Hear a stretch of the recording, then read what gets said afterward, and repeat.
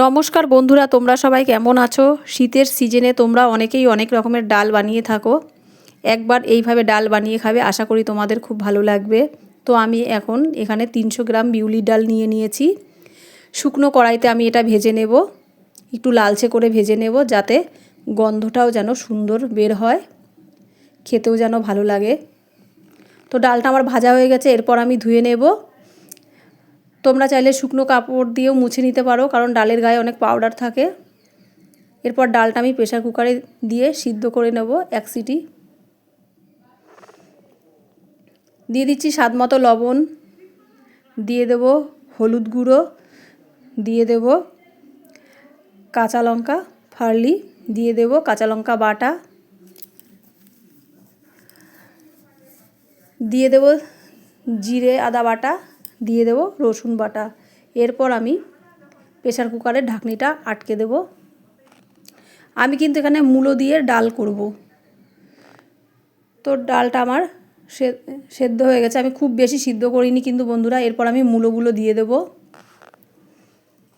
মূলোগুলো দিয়ে আরেক সিটি দিয়ে নিয়েছি।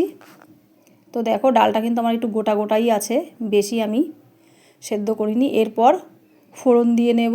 ফোড়নে দিয়ে দিচ্ছি শুকনো লঙ্কা, দিয়ে দিচ্ছি পাঁচফোড়ন, তেজপাতা। আমি কিন্তু সাদা তেলেই ডালটা সোমবার দেব। তো এরপর আমি ডালটা ঢেলে দেব। তোমরাও এইভাবে বাড়িতে বানিয়ে খাবে, খুব ভালো লাগবে। যারা মূলো পছন্দ করো না তারাও দেখবে খাবে। এরপর দিয়ে দেব, আমি লবণটা একটু দেখে নিয়েছি, আমি আর একটু লবণ এখানে দিয়ে দেব। এরপর দিয়ে দেব চিনি, যাতে লবণ ঝালের ব্যালেন্সটা ঠিক থাকে সেজন্য। সব শেষে দিয়ে দেব ধনেপাতা। এখানে কিন্তু বিলতি ধনেপাতা দিলে খুব ভালো হয়, আমি এমনি ধনেপাতাই দিয়েছি। তো এইভাবে তোমরা বাড়িতে ডাল রান্না করে খাবে, আশা করি তোমাদের খুব ভালো লাগবে। তো দেখেছো ডালটা আমার কত সুন্দর হয়েছে।